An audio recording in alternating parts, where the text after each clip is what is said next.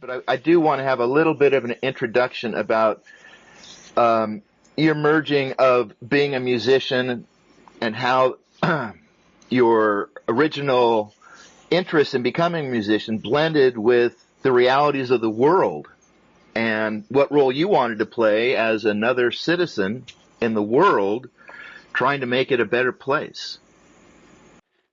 I grew up playing music. My parents are both classical musicians, so I was raised on music, on classical music, and then at the age of 12, I went to a summer camp in Western Massachusetts called Row Camp, which was run by a Unitarian minister who was also an anti-nuclear activist. And that's where I first heard around a campfire a guy named Al Giordano, who later went on to be a journalist and run Narco News and other things. And that's where I first was exposed directly in person to somebody uh, writing what we could call a protest song, and you know, seeing what kind of impact it had on people. I mean, it was just obviously really powerful. It was immediate. I could see, like, well, this is communication. Now we're communicating. This is real communication. He's explaining what's going on and doing it in a way that's totally emotionally accessible, and he's changing people's whole perspective right now in the course of 3 minutes. And I'm like watching that happen around this campfire, and yeah, that hooked me. I was hooked from then on. It's not like I decided at the age of 12 this is what I'm going to do with my life, but it was definitely an immediate, like, wow, this is impressive. This works. I like this. Yeah. So, did you decide that you wanted to be a musician and then this activist aspect came into it, or was it always the two together?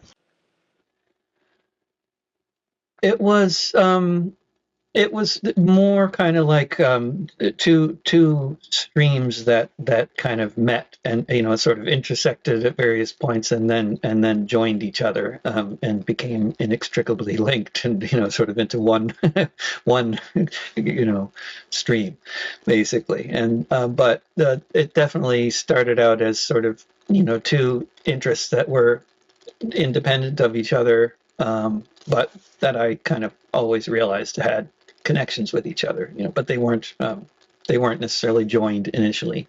I mean, really, I got into playing music on my own, like not classical music, but playing guitar and stuff like that, really just to have something small I could carry around when I took acid in the woods. I mean, I did a lot of acid as a teenager, and you couldn't carry a cello around with you, and so I got a little half-size guitar, and eventually accidentally got pretty good at it, you know, in the course of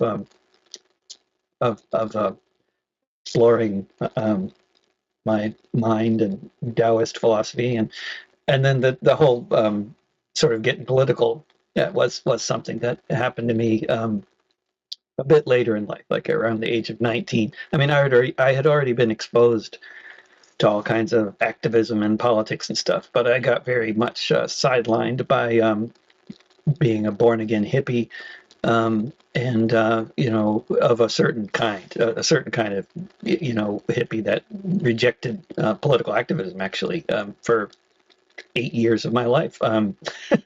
Wow. It was really, yeah, I went in a very different direction, influenced by certain other people that, you know, coming out of that scene. I mean, you know, if you know a lot of people who were hippies during the original era of hippiedom, then it's not an entirely unfamiliar concept. The folks who were, you know, tune in, drop out, you know, move back to the land, don't feed the beast, you know, don't be involved with political activism or any of that, just drop out, you know, that was, a lot of people actually thought that was going to change the world. So they were activists. It was an activist orientation, but of a certain kind. It didn't involve going to protests. I mean, for a certain kind of crowd, that was where I was at.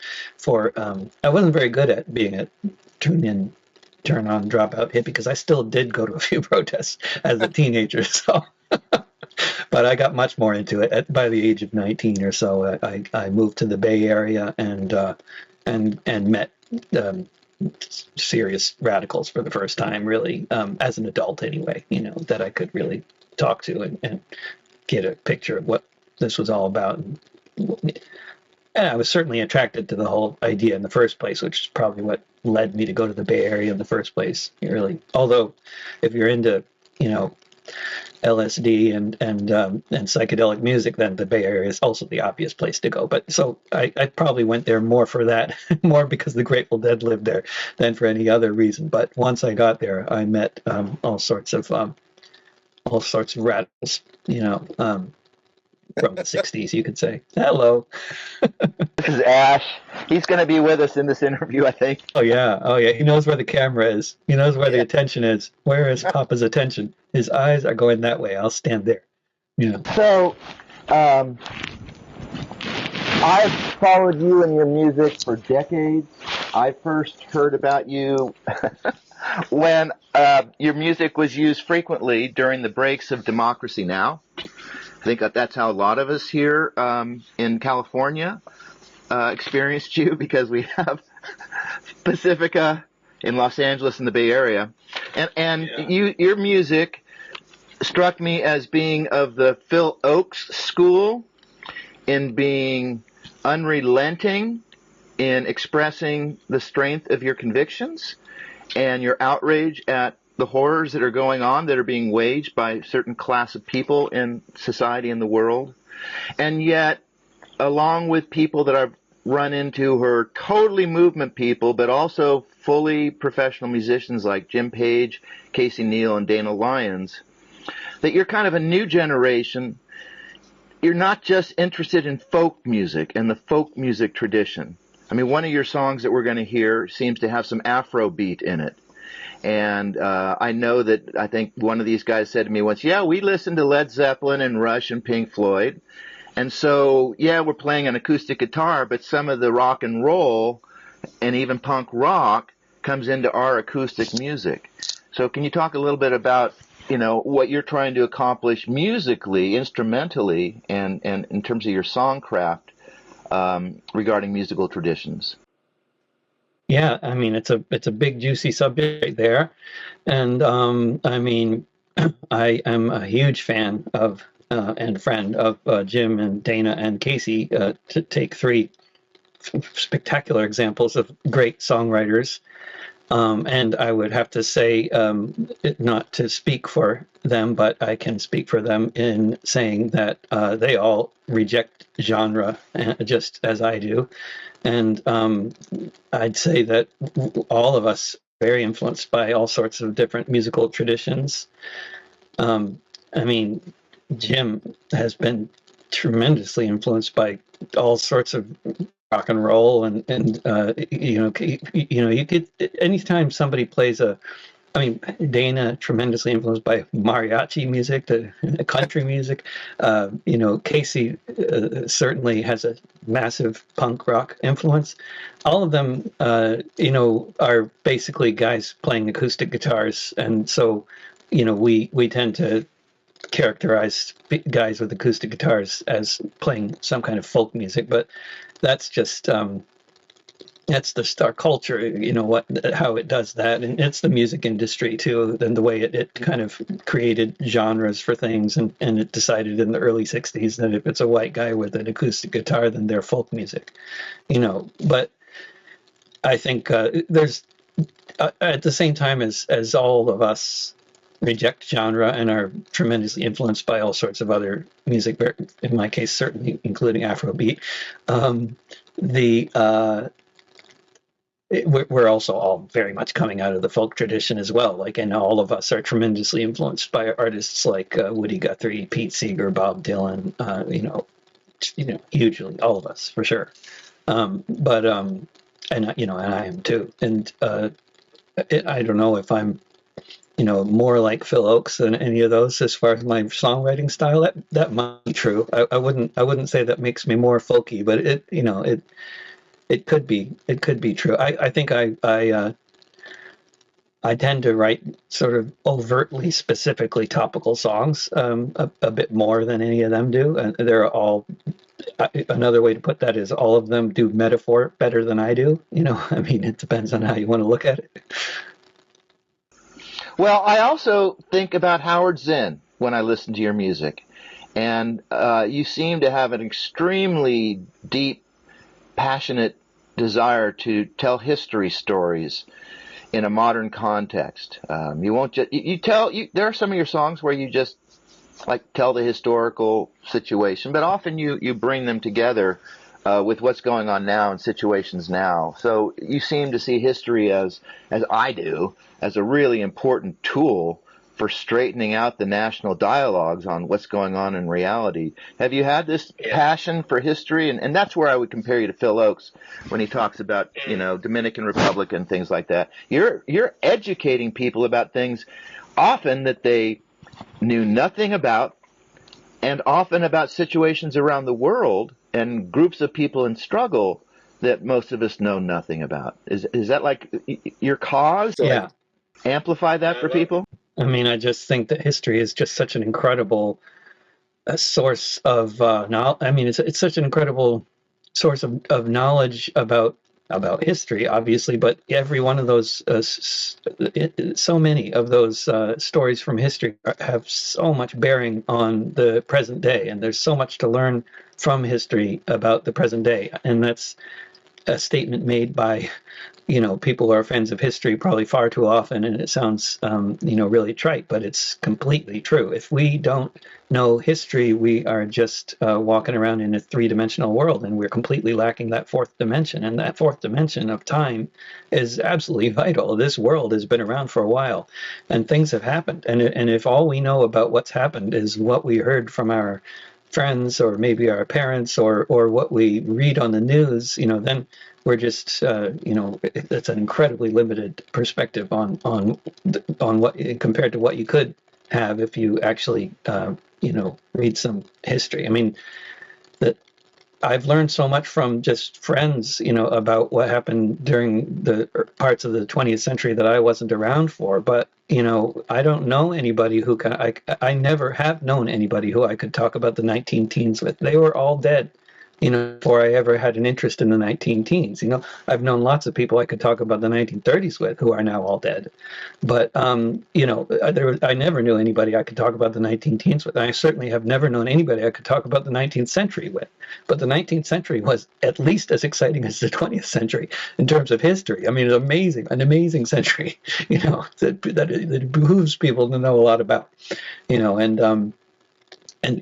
when you mentioned Jim Page and Dana Lyons, for taking two particular examples, I mean, Jim Page's songs like Heroes and Survivors, and Dana Lyons' songs like Turn of the Wrench. I mean, for me, that was like some of the most spectacular, learning about historical events. I mean, in the case of Turn of the Wrench, only very recent history. It just happened when I first heard the song, only a few years earlier. But it's still history, and it was a hidden history. It was something you never would hear about, other than unless you heard his song or you happened to live in Minnesota in the 80s. You would never have known about the bolt weevils that he wrote that song about, and certainly.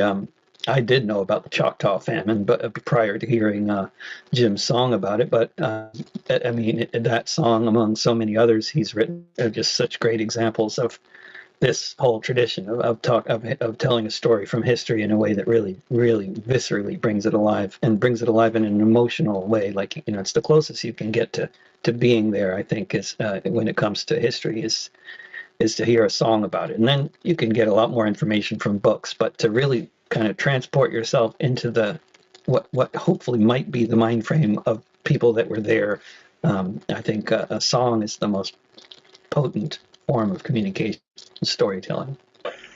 Well, you pay tribute to the people you sing about, and they deserve that kind of tribute. You also turn them into human stories. You're not just reading about some characters in a textbook. You're telling a story as if you're talking about people in Gaza right now and what this particular family is dealing with. And that is so moving, David. You have a real gift with that. I wonder if you could talk a little bit more about the human how you respond to the human scale of all these crises, as well as understanding the economic theory behind it, and militarism, and imperialism, and class war, and all that kind of stuff. Your songs aren't. I've never heard any of your songs talk about that stuff too much.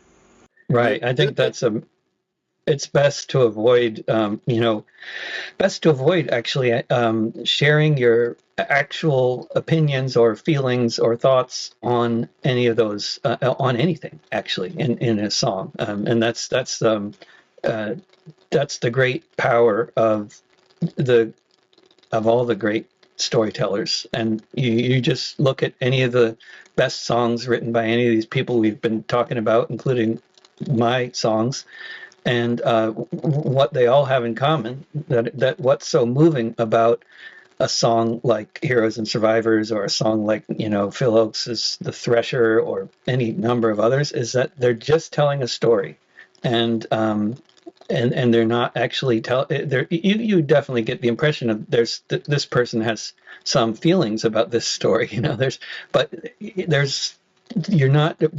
gives the audience the power, the ability to really hear the story and really process it and make sense of it and feel, what it feels like, and really, for the words to go straight to the emotional centers of the brains of the audience, and work its magic. The way that happens is the storyteller does not tell us what they think or what they feel. They just tell the story. And then you can infer all sorts of stuff from the story. Of course, so much you can infer from the story, especially if you have some kind of idea of you read more on the historical context that the song is written about. Then there's a whole lot more you can learn about it and infer from it and all that. But basically, the story is just the story. It tells a story, and that's all it does. And so it may be that by the end of the song, all that people know is this thing happened, but what they get from the song is the feeling about why this matters. And the reason they get that is because the story is being told in a song, and the songwriter is not telling them what to think or what to feel.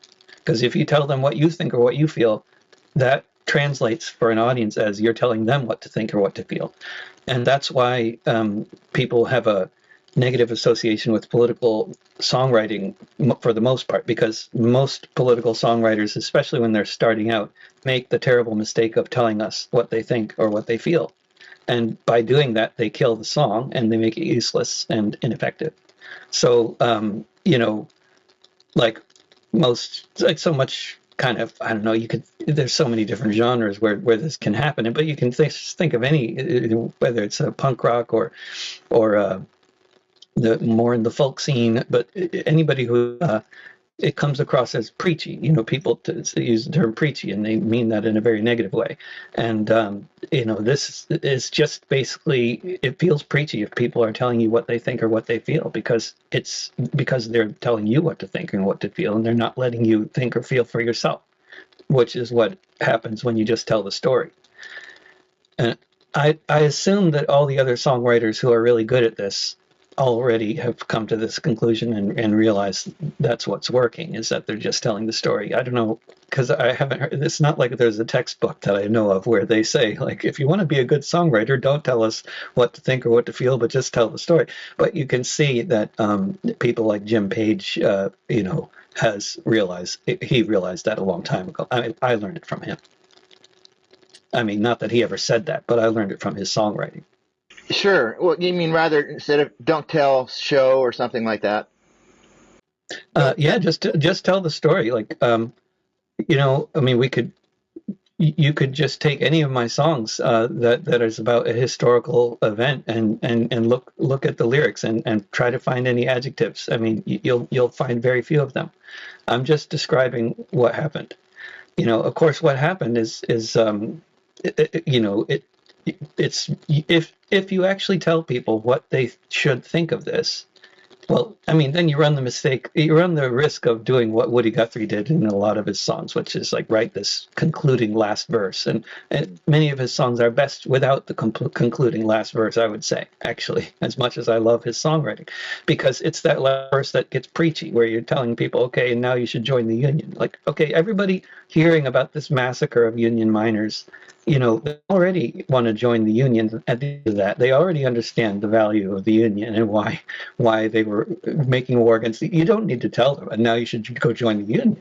That's taking it a little too far. And there's a lot of songwriters, I think, who do better job than that, because they figured that out. And Jim Page is certainly one of them. You just don't need to wrap things up with this neat little conclusion. Just tell the story.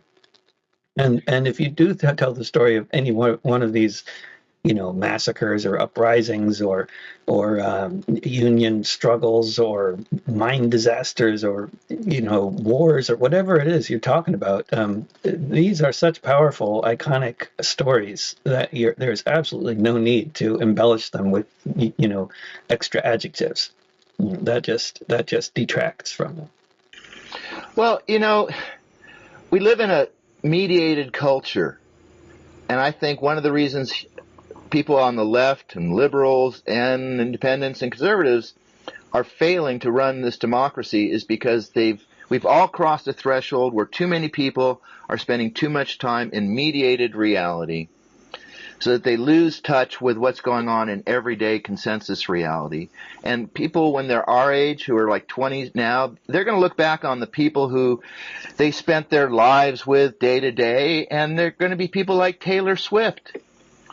Daily tweets from these people. They followed all these little incidents that went through the entire life of these people that they never actually know, and yet they don't really know much about anybody on their block. And with your music, I feel like after I've heard a song that you've been hanging out with me, just chatting about some of your friends in another part of the world or another point in time. And it's not about the superstars. Even when you talk about John Brown, I mean, the whole thing is, it's not about the Ralph Naders, the Bernie Sanders, the AOCs. It's about people in a kitchen sitting down and talking about how fucked up something is, and we're going to do something. What do we do? And then you give them a bunch of tools from history and from what people are doing around the world. And I think that's why culture is so important to me now. I think we have to take our culture back, as Jim Page sings. Yeah. And we have to change the national dialogue about these things before we can actually take power, because people are so confused. Yesterday on the BBC, I heard one of these fascist diplomats that are on MSNBC all the time talking about Putin meeting with Trump, and says, well, he said Putin wanted to talk about the roots of the problem. What kind of person is that? And it's like, really? You can disparage looking at the roots of a problem. Like, that's ridiculous. And so you're sort of the anti-force to that. Yeah, that's what I try to do, and talk about how these things got started, and tell the stories that are important about that, relevant to that. I have written about the Ukraine situation as well. I wrote a song called "It's Not a Trade War," which is, of course, they claim it's all about morality and whatever nonsense, but it is a trade war. And as are the wars that the U.S. always engages in, they're all trade wars. And trade wars are historically very, very violent. The term trade war as a sort of a economic thing that doesn't involve the military is a recent term. Traditionally the term trade war. I mean, the first trade war was the Opium Wars, when Britain and the United States and France and Russia all invaded China. In order to force the Chinese government to accept the import of a massively addictive drug, opium, which then led to a century of huge numbers of people being addicted to opium in China, and what they call in China the 2 centuries of subjugation, or I can't remember what the term is they use, but something like that. And it's people people know the history, and you can learn it in a few minutes. Sometimes the really salient bits that you need to know, like, I mean, just talking about the trade war, the opium wars. I wrote a song about that called Trade War. I mean, it's just you just describe, but you don't need to say what you think of it. I mean, the British invaded China, killed 20,000 people, completely destroyed two cities. And in response to the Chinese government ordering their military to burn 20,000 crates of opium that had been illegally exported to their country. And, you just tell that story, and also just number 20,000 crates of opium. I mean, you get some kind of an idea of just what kind of project the British imperialists were engaged in here, turning Indian agriculture into poppy cultivation and then sending those poppies to get China addicted to opium. I mean, what an evil empire. Talk about evil empires. And the British, my goodness. There's nothing evil that they haven't done to China, let alone to Ireland and any number of other places. Yeah. Well, but yeah, these stories, you tell the story, and then it's it's a powerful. It can be the most powerful 2 or 3 minutes that, I mean, people have revelations, because of hearing a song. You talk to people in the Western world who didn't grow up in a refugee camp where, that you kind of automatically become an activist in a way, if you're like born Palestinian or something. But if you're born French or American or British or German, it's quite likely not your circumstances in life that turned you into a radical. It's not growing up in a comfortable suburb and eating 3 good meals a day. That doesn't turn you into a radical.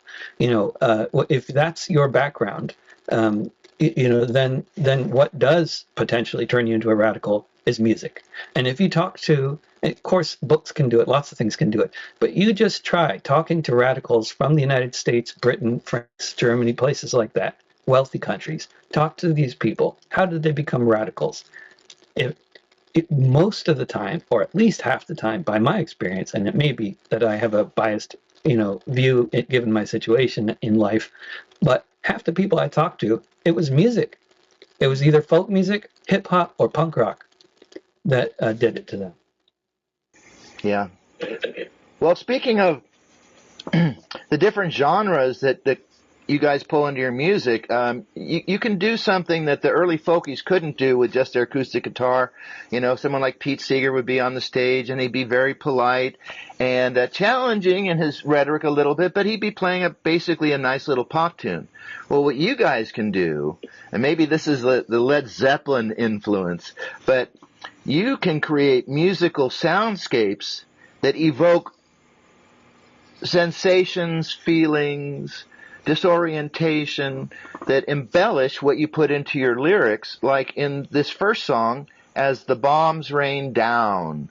That's how we start this. You are going to go into David Rovics' music, and we're talking about the bombs raining down. Tell me about that song a little bit. As the Bombs Rain Down was the first of the songs that I wrote about the ongoing Israeli genocide of the people of Gaza that began basically the day after October 7th, 2023. And I have now written 64 songs on that subject. And As the Bombs Rain Down since October 23, I've written 64 songs about Gaza. And the first one I wrote was As the Bombs Rain Down. And that particular recording of it, that the video comes from, was actually the second sort of studio recording of the song that I made, which was in February last year. I spent much of the month in France with a bunch of wonderful musicians from all over Scotland, France, the U.S., Australia, and making an album, and that was one of the tracks from the album, which is very much just about reality in Gaza at the time, and which has not changed since then, other than getting worse. So who are you playing with, and where did you shoot this? It looks like it's in an attic or a bedroom or something that's been converted into a studio or a jam pad. Yeah, we spent, we actually rented a house in France near Toulouse where the French musicians we were working with all live. And then it connected to this house, which was a 400-year-old sort of farmhouse kind of place. Beautiful place. Everything was falling apart actually, but it was still really beautiful. And the next to the house was a barn, which apparently we weren't originally necessarily supposed to be using, but I think we got permission to use the barn because the barn turned out to be like the perfect place for setting up all the recording gear where we recorded everything. So we had there were some folks filming while we were recording, so that's because the Greg Weiss, the sort of producer of the project, had intentions to make videos, in the first place. So while we were recording, he was encouraging people to, who were not involved with the recording, to keep making videos of everything. You really don't edit in camera so much. And is that you Turkey or IU Turkey? Yeah, U Turkey is their name. Yeah, it's a funny spelling. I don't remember the history of how they ended up with this weird band name, but yeah, U Turkey is the name of the band. Okay, so that'll be a cut, and that's where we'll go into the video. Come on, Ash. Sit down someplace.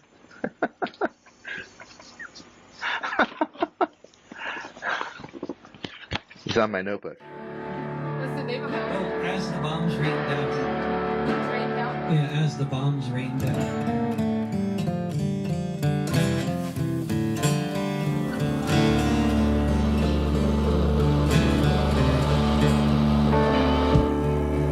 Hear the drones above your head. What were the last words that she said before she joined the thousands dead as the bombs rain down? See the fire in the sky, hear all of the children cry. The tower falls from way up high as the bombs rain down. See the dust rise everywhere, once it was a building there. Then it crashed down from the air as the bombs rain down. Twisted bodies all around, the never-ending buzzing sound. The earthquake shaking all the ground as the bombs rain down. Shattered camps of refugees, necklaces of ancient keys. Smell the burning olive trees as the bombs rain down. See the homes, apartment blocks, see the mosques reduced to rocks. Feel the awe and feel the shock as the bombs rain down. See the sewage in the streets, mixed with blood beneath your feet. Before the sonic boom repeats as the bombs rain down. See the darkness of the night, no power for the lights, but the explosions are so bright as the bombs rain down. Nothing left but rubble strewn, nothing rising but the boom. But the next one's coming soon as the bombs rain down. Hear the politicians say there's nothing here to see today. We're punishing Hamas this way as the bombs rain down. Hear the drones above your head. What were the last words that she said before she joined the thousands dead as the bombs rain down? As the bombs rain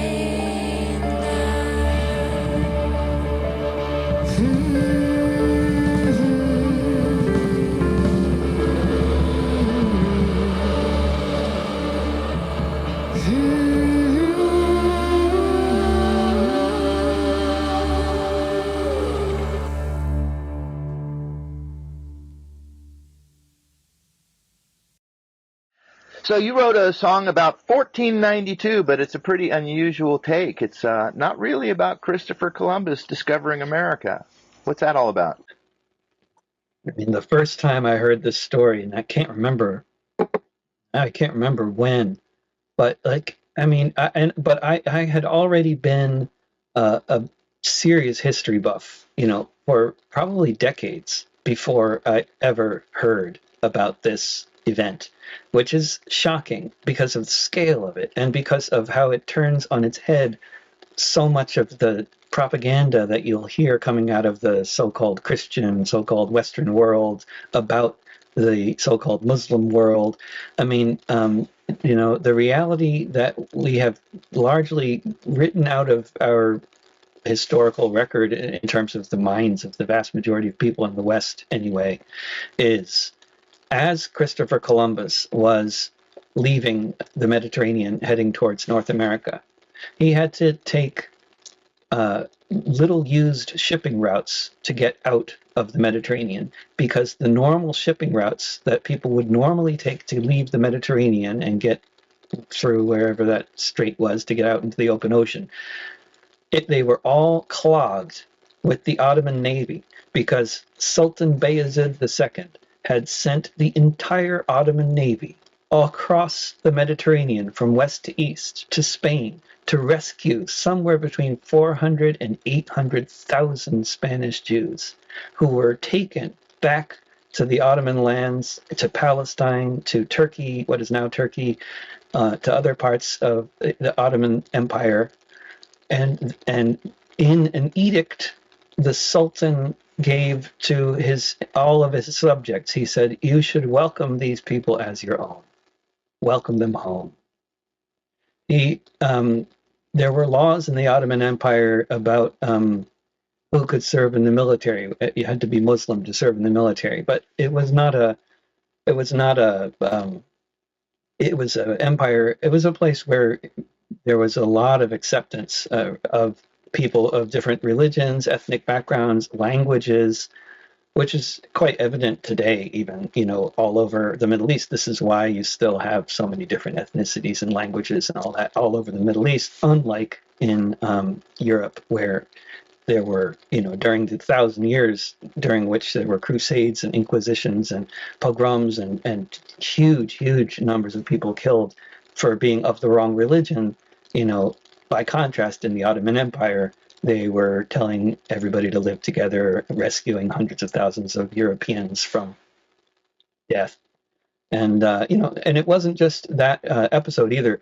Throughout the course of hundreds of years, every year, there were thousands of Europeans fleeing Europe and heading to the Ottoman lands just for economic reasons, as well as for, safety reasons, because they could live there and farm and just be taxed once a year and actually get services for their taxes. And unlike in Europe, which was just ruled by despotic kings and, the Dark Ages, which lasted for so long, which were very dark, it's because of authoritarianism, Yeah. Yeah, if I have my ancient history right, too, that the ancient Israelis, the ancient Jews, when the Holy Land was taken over by the Assyrians and Babylonians, that they did not put the iron fist down on them. They were actually very inclusive about them being able to continue living their lives and practicing, their cultural and religious practices. So they actually, we always think about the pogroms, which of course are important lessons and were terrible and are terrible as they continue. But there's also traditions of different cultures working together. We're not all divided by our ethnicity and religions and skin colors. That's not the history of humanity. That's just a part of it. It's just a part of it. It does dominate much of the past 1,000 years of European history. Mass executions, mass expulsions.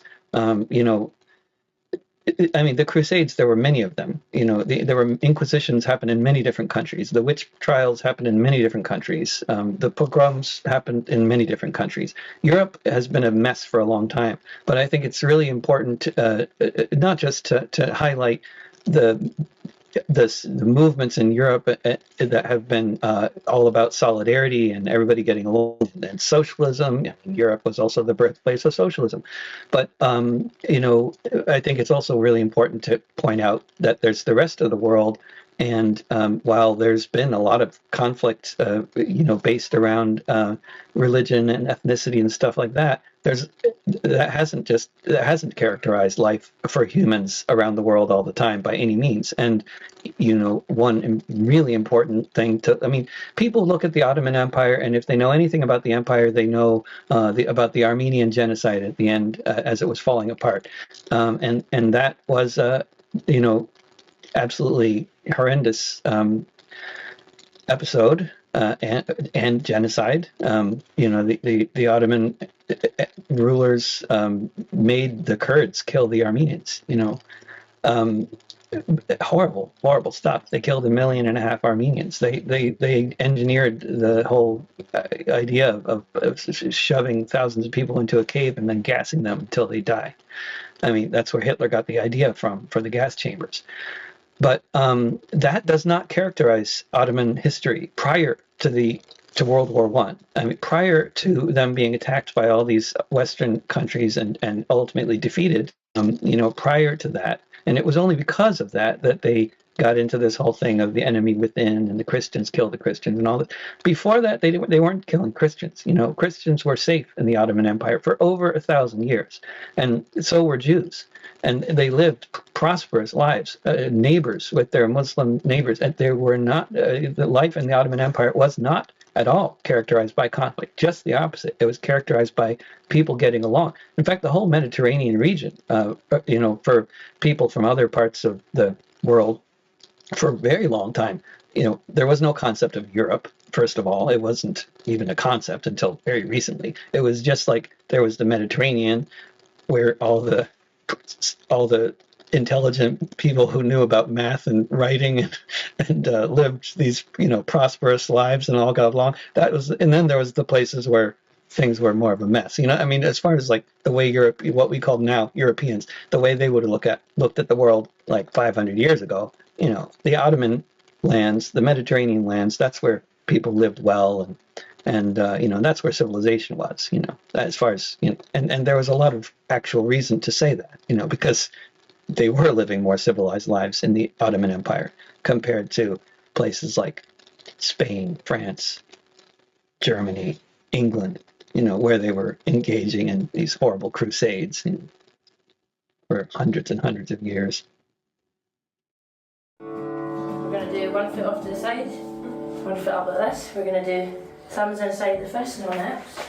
Straight back. You're going to bow, but you're going to keep your head facing. Alright. And we do an actual. But you want to start rolling first, I guess. Don't it? Yeah. But anyway, up like that. Start rolling. And we jump. Yep. To put 1 foot down and 1 it. And then you jump again, tuck it back. In 1492, Colombo crossed the ocean, only one of many harbors that would then be set in motion, as his men cut limbs of Arawaks and burned children at the stake, plundering a continent for God's sake. In 1492, when King Ferdinand won Granada, he passed a law known as the Edict of Alhambra. It was as the landlords wanted, as his gracious God had willed, that any Jew in Spain had 3 months to leave or else be killed. 800,000 Europeans became refugees and headed east across the Mediterranean Sea.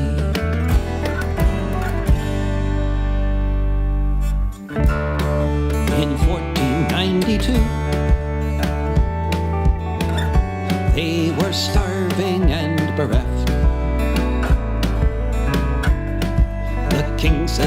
be safe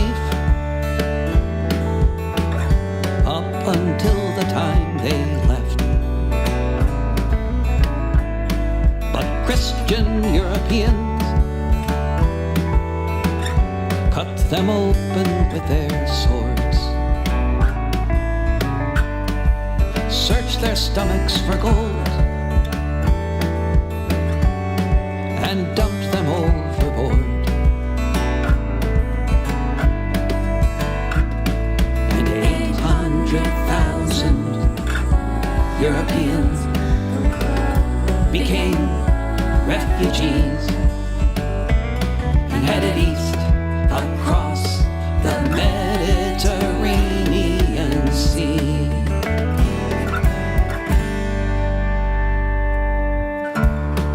In 1492, the Sultan sent his fleet to go rescue Sephardim after the Andalus defeat. Hundreds of thousands of people who knew their deaths were near were rescued by Muslims and taken to Izmir. In 1492, the Sultan said that's fine if they'd impoverish their kingdom just to enrich mine. The Sultan also passed an edict. He said, welcome home. Now treat your new neighbors as if they were your own. And 800,000 Europeans became refugees and headed east across the Mediterranean Sea. And headed east across the Mediterranean Sea.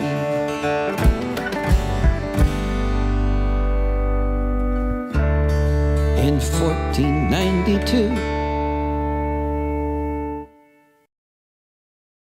Hey Mac, did you see him as he came down Big Orgy? How wow, the llama low and don't know the day. Man is coming on the hill to the town and it. Now great John McLean's coming home to the Clyde. And you say, great John McLean's coming home to the Clyde. You do it. Great John McLean's coming home to the Clyde. He's coming home to the Clyde. He's coming home. Come, what the fuck? He's coming Into the Clyde. Into the Clyde. John McLean's coming. Who's John McLean? I mean, that was, I think that could have been just the way it was mixed for the video. Was there some dancing at the end or something? Because the video, Greg's idea was to just mix in just random stuff that happened, but on the farm there. So that's not related to the song. But John McLean, and that's Lorna singing about John McLean. Lorna McKinnon was the much of the voices you'll hear on the different songs is Lorna, and she's a choir director in Glasgow as well as a leader of the Socialist Workers' Party.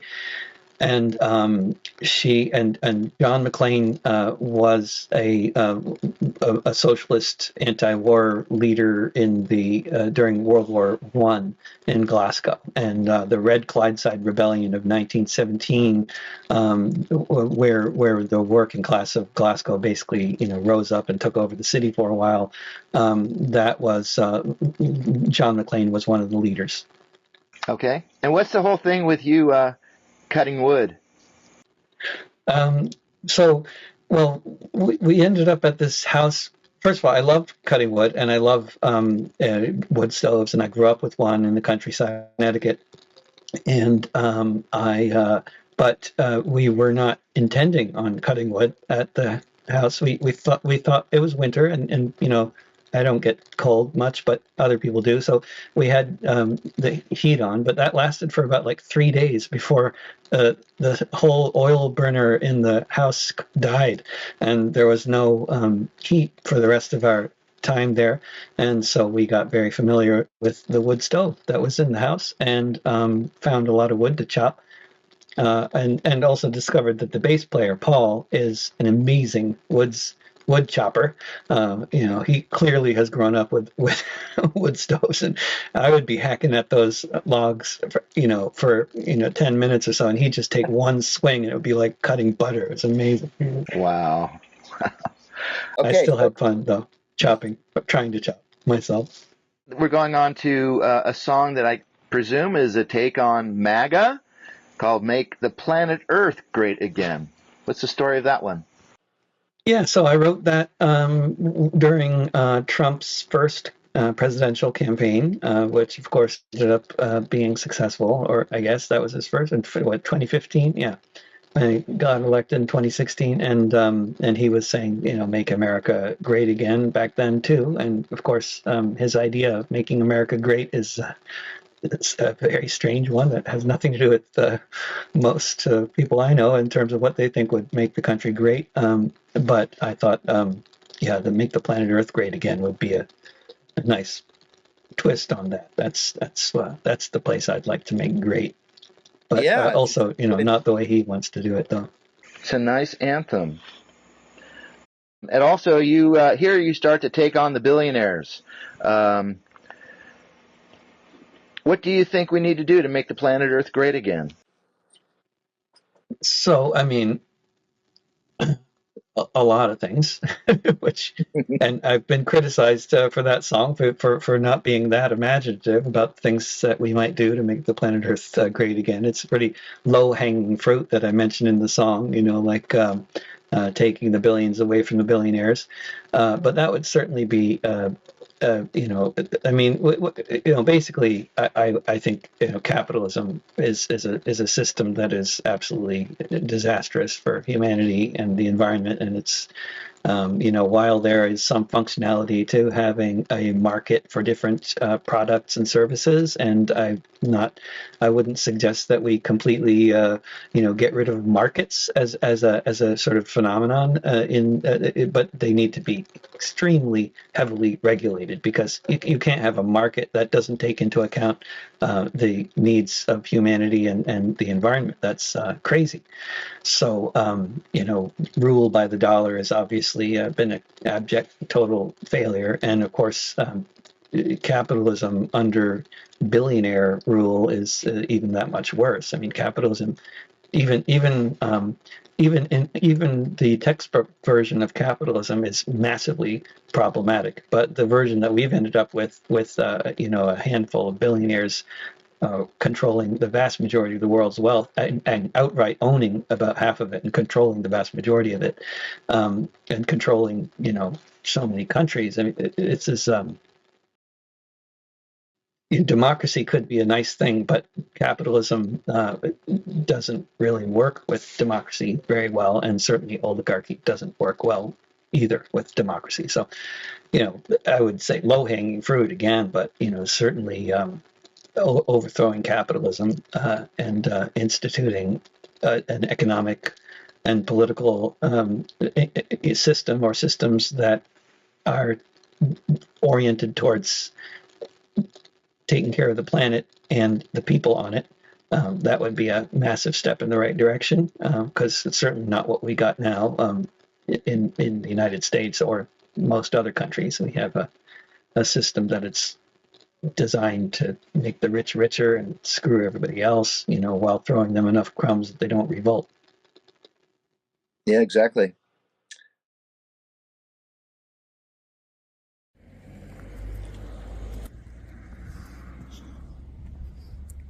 Yeah, so I'm hello. I'm heading down to meet David right now. It's the first time we're meeting in person since we played together in Prescott, Arizona at a place called The Cunning Linguist, a kind of sort of revolutionary bookstore. I think it was in 2001 maybe that I was there. 2, 3.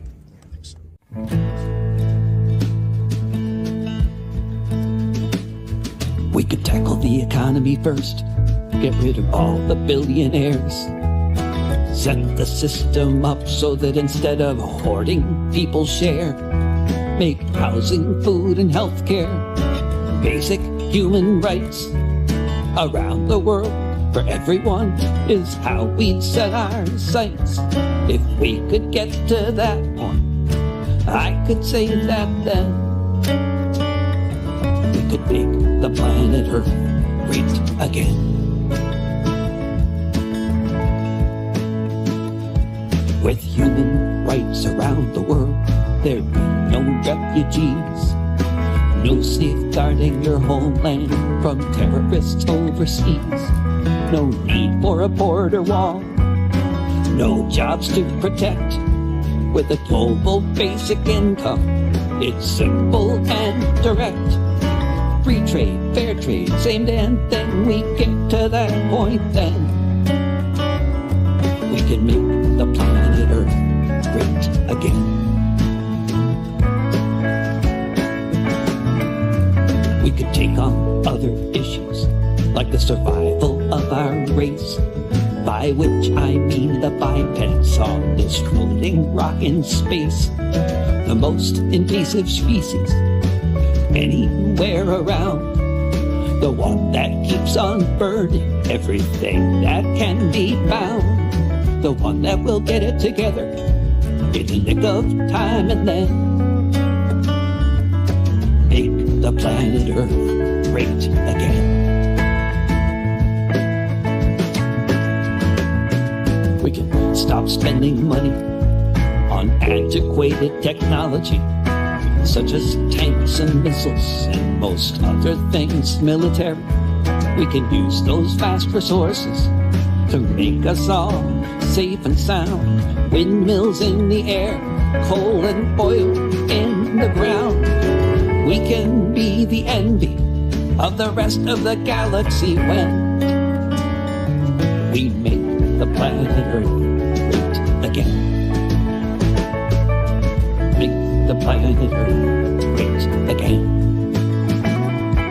We make the planet Earth great again.